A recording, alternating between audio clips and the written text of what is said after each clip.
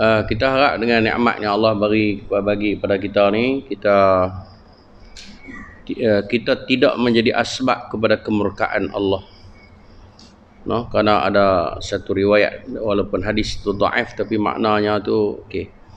Kita di akhir zaman ni akan datang sayati zamanun 'alan nasi la yabqa minal islam illa ismuh wa la yabqa minal qur'ani illa rasmuh masajiduhum ma'amiratun kharabun minal huda. Akan datang satu ketika Islam tu tak tinggal kecuali nama, tidak tinggal pada Quran itu kecuali pada tulisan, dan masjid mereka tersergam indah tetapi tidak ada kharabun minal huda, maknanya tidak ada petunjuk di dalamnya. Makna masjid indah tetapi tidak diimarahkan. Jadi sekarang masjid kita alhamdulillah serba baru, banyak benda perubahan. Jadi jangan kita jadi asbab kepada kemurkaan Allah. Kita ada nikmat yang banyak Allah bagi kepada kita. Jadi Allah tanya kita, fa bi ayyi ala'i rabbikuma tukadziban, dengan nikmat mana lagi yang kamu nak dustakan.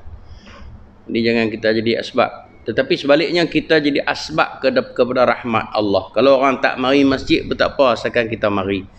Kita bukan nak banyak, tetapi kita nak masjid kita ni hidup. Kalau tidak, kita menjadi asbab kepada kemurkaan Allah. Kalau Allah marah kita ke atas dunia ni, tak apa sangat, takut nanti sampai ke akhirat pun kita kena marah. Apatah lagi usia kita berada di penghujung. Ini moga-moga Allah Ta'ala beri kekuatan kepada kita untuk terus istiqamah, untuk imarah masjid. Kerana ketandaan iman seseorang itu ialah apabila dia mengimarah masjid Allah. Kita berada pada ayat yang ke-62 insya-Allah. Hari ni kita ringkas-ringkas sebab saya ada tetamu. Pukul 10 malam baru dapat masuk. Lewat dah. Ayat 62. A'udzubillahi minasyaitonir rajim.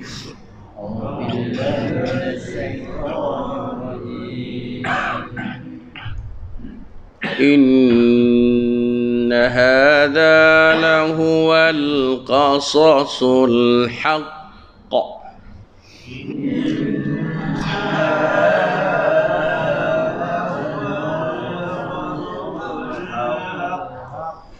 wa ma min ilahin illallah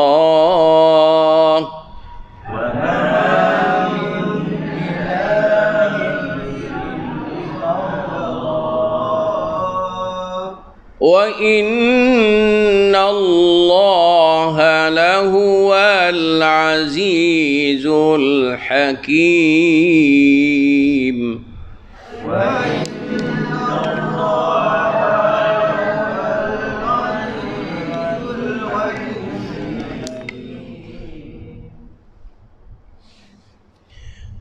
فَإِن تَوَلَّوْا فَإِنَّ اللَّهَ عَلِيمٌ بِالْمُفْسِدِينَ.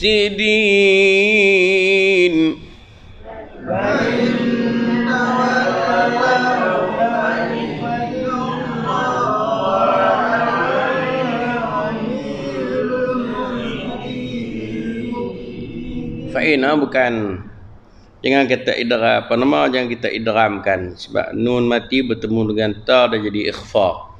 Kalau kita tak boleh kata fa'in macam tu, kita kena kata fa'in, sebab lepas pada sebab ta itu adalah salah satu pada huruf ikhfa.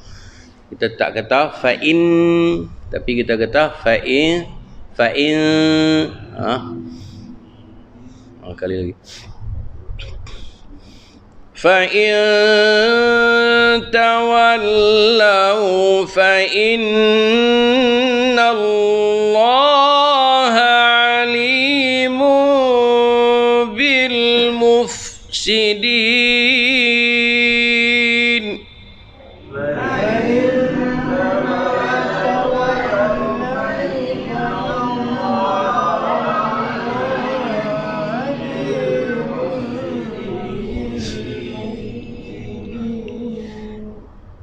قل يا أهل الكتاب تعالوا إلى كلمة سواء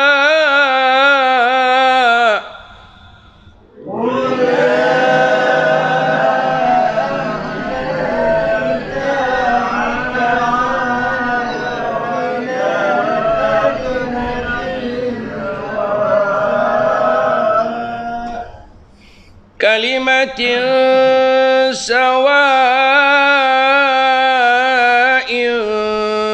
بيننا وبينكم ألا نعبد إلا الله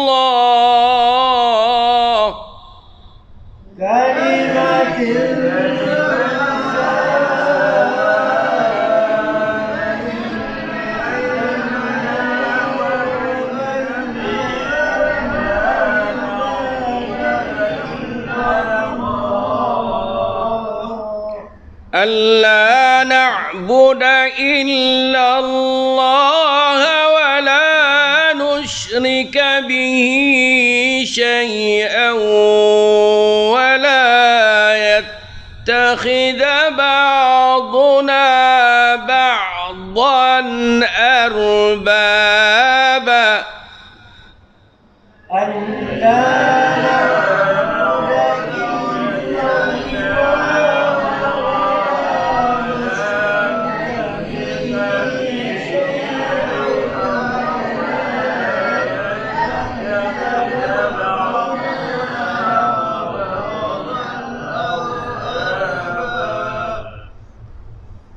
ولا يتخذ بعضنا بعضا أربابا من دون الله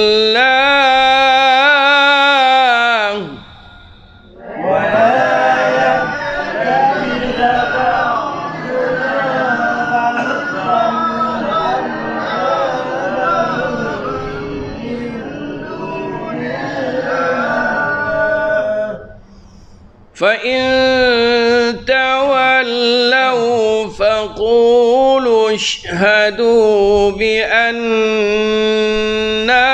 مسلمون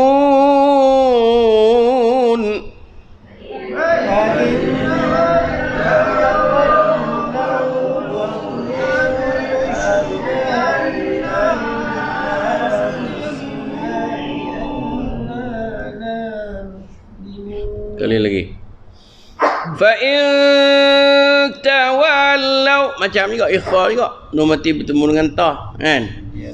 Fa in tawallaw faqulu ashhadu bi anna muslimun.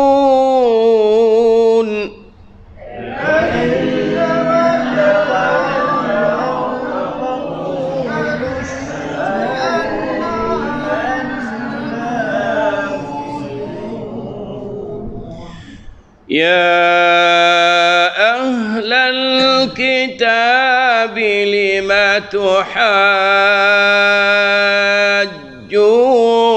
في إبراهيم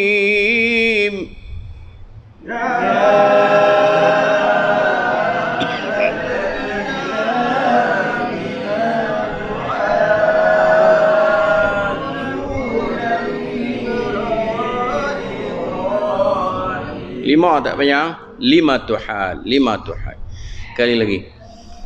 Ya ahlal kitab lima tuhajjuna fi Ibrahim.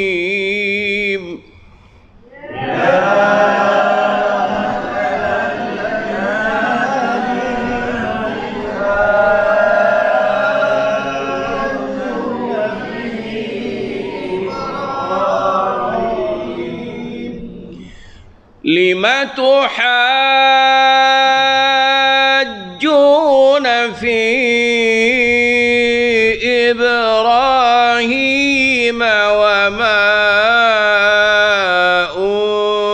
unzilatit Taurah.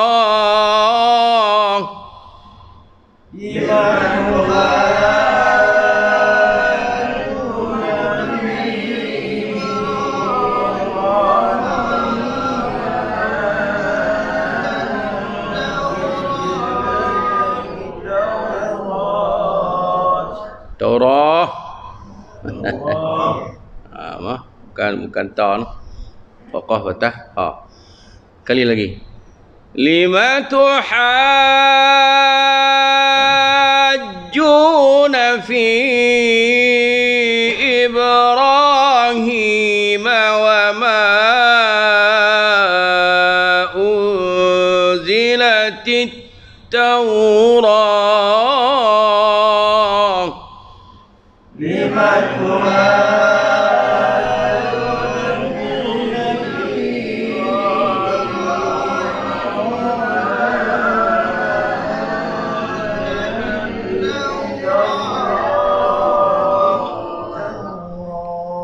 وما أنزلت التوراة والإنجيل إلا من بعده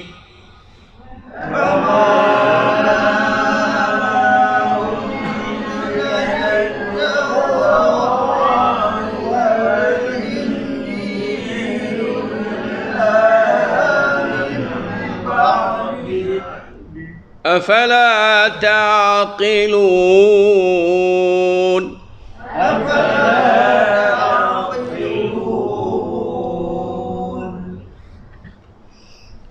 ها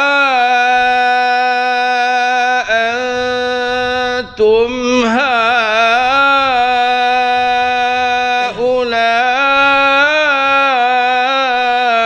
حاججتم فيما لكم به علم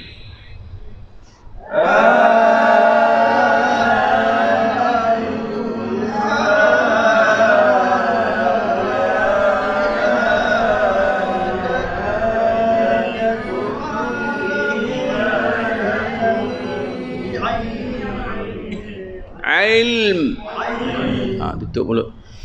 Falima tuhajjuna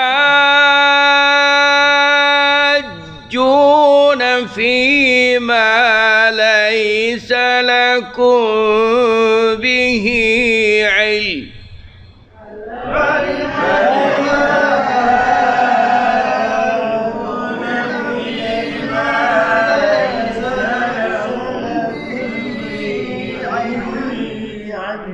Wallahu ya'lamu wa antum la ta'lamun. Wallahu ya'lamu wa antum la ta'lamun. Okey, hari ini kita akan jumpa bagaimana Allah Subhanahu wa taala menempelak golongan Yahudi dan golongan Nasrani, dan Allah Subhanahu wa taala menyatakan di dalam ayat-ayat yang kita baca pada hari ini betapa sesatnya golongan Yahudi dan Nasrani dan betapa tidak betulnya dakwaan mereka. Sebenarnya ini adalah kelangsungan daripada apa yang dicerita kemarin tentang rombongan 60 orang Nasara Najran yang pergi cuba nak berhujah dengan Nabi SAW tentang agama. Sebab tu kita jumpa hari ini banyak perkataan lima tuhaj. Pasal apa yang hampa nak berbantah, pasal apa hampa nak berhujah, pasal apa yang hampa nak berhujah, sedangkan sudah ada bukti yang nyata di dalam kitab Taurat, sudah ada bukti yang nyata di dalam kitab Injil tentang kebenaran Nabi Muhammad sallallahu alaihi wasallam. Dan begitu juga tentang bahawasanya Nabi Ibrahim itu Allah Subhanahu wa taala nafikan bahawa dia bukan dari kalangan Yahudi dan bukan dari kalangan Nasara, sebab agama Yahudi dan agama Nasara ini lahir setelah ketiadaan Nabi Ibrahim alaihissalam. Sebab tu Allah kata di sini afala ta'qilu, hampa tak reti Melayu ke? No? Bahasa kita tak di Melayu ke? Tak boleh fikir kan? Okey. Mari kita tengok sikit-sikit. Allah kata sungguh ini adalah kisah yang benar. Maknanya peristiwa dialog antara Nabi SAW dengan puak-puak Nasara Najran itu adalah peristiwa yang benar berlaku, bukan cerita dongeng. No? Begitu juga apa yang berlaku kepada Nabi Isa AS daripada kebolehannya bertutur ketika di dalam buaian, kebolehannya menyembuhkan penyakit-penyakit sofa, dan kemampuannya untuk menghidupkan orang yang dah mati dengan izin Allah. Begitulah juga kelebihan-kelebihan yang lain, bukan cerita dongeng, tetapi ia adalah lahuwal qasasul haq, tetapi adalah kisah cerita yang benar, betul-betul berlaku. Tidak ada Tuhan selain Allah, dan sungguh Allah Maha Perkasa di dalam melaksanakan sesuatu perkara, dan Maha Bijaksana di dalam menentukan sesuatu perkara. Kemudian kata Allah lagi, jika mereka berpaling, yakni tak mau terima, tak mau beriman, maka ketahuilah bahawa Allah Maha mengetahui orang-orang yang berbuat kerosakan. Kemarin kita dah diceritakan kepada kita betapa orang Nasrani tadi akhirnya dia kalah hujah dengan Nabi SAW dan mereka telah bermubahalah kemarin kan. Dah bermubahalah, dah bersumpah dengan berjanji nak bermubahalah. Lalu lepas mubahalah, tapi akhir sekalinya mereka telah mengaku kalah dengan Nabi SAW. Maka atas dasar itulah diriwayatkan bahawa mereka telah menghantar jizyah, bayar cukai kepada Nabi SAW. No? Sebagai apa? Sebagai tebus kepada mubahalah mereka itu. No?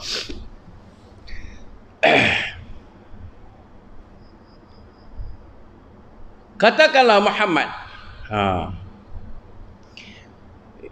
Ini berkaitan dengan apa yang Nabi SAW setelah pembukaan Mekah, dia telah menulis sepucuk surat kepada Raja Parsi dan Rom, semua raja-raja di sekitar Jaziratul Arab. Dia tulis sepucuk surat, dan isi kandungan suratnya lebih ke orang macam inilah. Katakanlah Muhammad, wahai ahli kitab, marilah kita menuju kepada satu kalimah, yakni prinsip, pegangan, dasar akidah yang sama antara kami dan kamu. Mari kita bersatulah di dalam menyatakan bahawa Tuhan adalah satu. No? Yang sama antara kami dan kamu, bahawa kita tidak menyembah selain Allah, dan kita tidak mempersekutukannya dengan sesuatu pun, dan bahawa kita tidak menjadikan satu sama lain Tuhan-Tuhan selain Allah.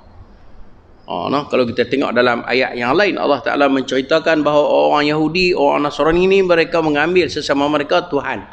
Ittakhadhu ahbarahum wa ruhbanahum arbaban min dunillah. Mereka telah menjadikan pedri-pedri dan juga pendeta-pendeta mereka itu Tuhan-Tuhan selain pada Allah. No? Dan kisah ni berlaku di zaman Nabi SAW. Apabila turun ayat itu, Allah Subhanahu Wa Taala menyatakan orang Yahudi, orang Nasrani ini menjadikan pedri-pedri dan juga pendeta mereka itu sebagai Tuhan. Depa pi habaq Nabi SAW kata, mana kami jadikan mereka Tuhan?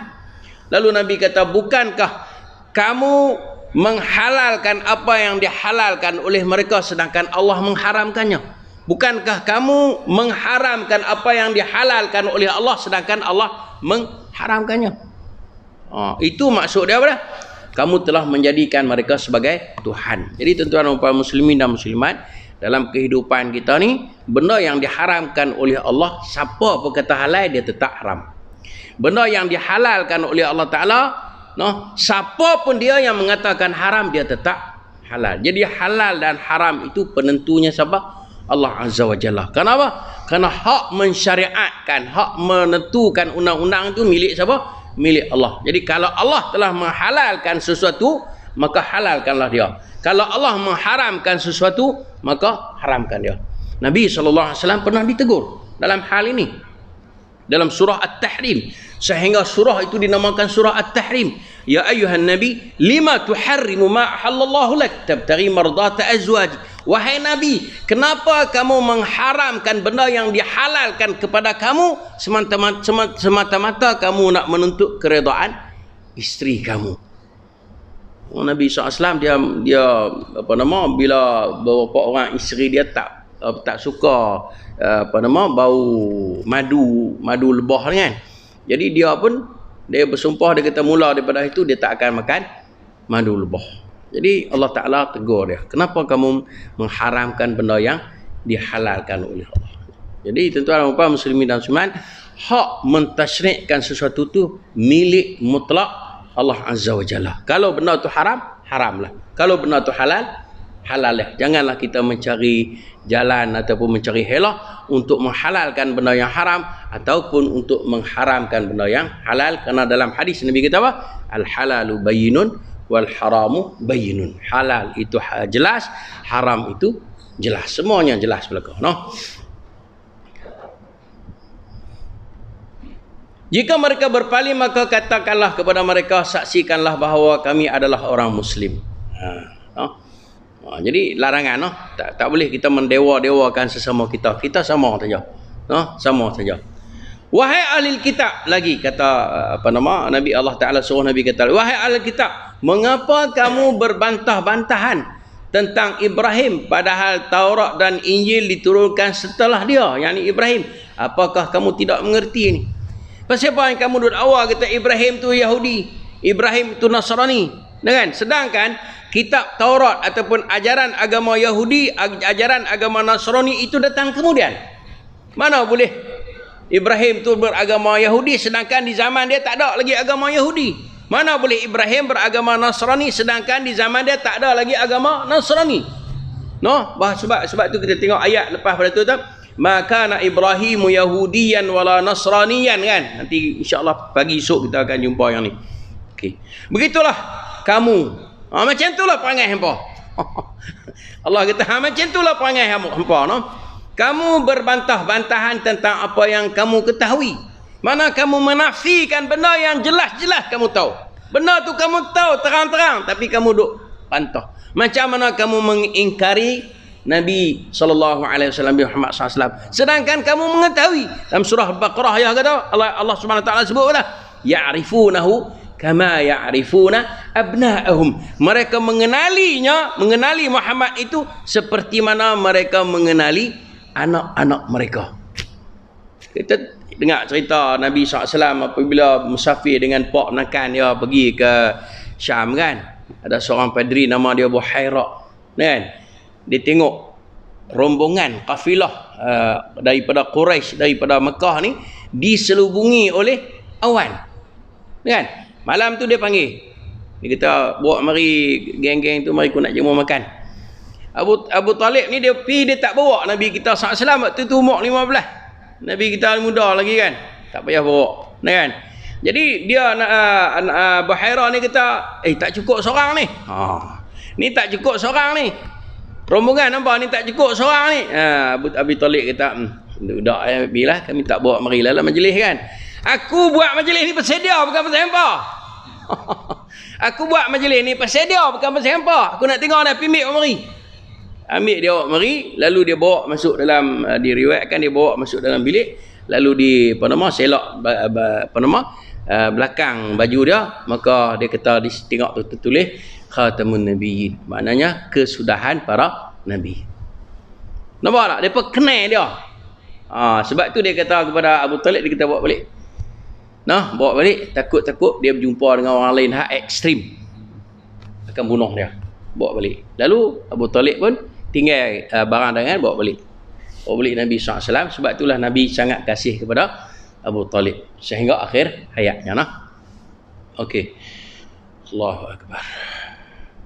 Begitulah perangai kamu, kata Allah. Kamu berbantah-bantahan tentang apa yang kamu ketahui. Tuan-tuan dan muslimin dan muslimat, ini juga mengingatkan kita bahawa apa benda yang kita tahu, kita jangan duk bantah.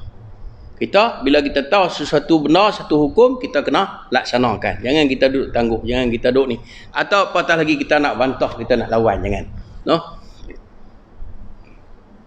Tetapi mengapa kamu berbantah-bantahan juga tentang apa yang tidak kamu ketahui? Mana hak hampa tahu pun hampa lawan, hak hampa tak tahu pun hampa lawan juga. Apa benda hampa ni? Sebab tu Allah kata ni, macam mana hampa ni? Hampa ni pasien lagu mana, kan? Allah mengetahui sedang kamu tidak mengetahuinya. Jadi tuan-tuan dan puan muslimin dan muslimat, moga-moga Allah Subhanahu wa taala menjadikan kita dari kalangan apa kita duk baca selalu, saya duk baca doa dah, Allahumma ja'alna minal ladzina yastami'una al-qaula fayattabi'una ahsanah. Ya Allah, jadikanlah kami dari kalangan orang yang mendengar yang baik-baik dan melakukan dan memperbuat beramal dengan benar yang paling baik. Moga-moga Allah Ta'ala memberi hidayah dan taufik kepada kita ke jalan kebenaran agar kita terselamat daripada kesengsaraan hari kiamat. Aqul qawli hadza wa astaghfirullahal azim li wa lakum, sallallahu ala Muhammad walhamdulillahirabbil alamin. Subhanakallah wa bihamdika asyhadu an la ilaha illa anta astaghfiruka wa atubu ilaik. Saya nak tanya di sini, siapa yang tak ada lagi Quran terjemahan? Saya nak bagi hari ni sampai Quran terjemahan. Kamu tolong buat bancian nah, kemudian bagi tahu kat saya. Bukan beli tak, percuma. Yang tak ada, tolong bagi nama kat kamu, nanti kita nak tulis nama bagi. Siapa yang tak ada kerja Quran terjemahan? Nah, nak bagi percuma ya.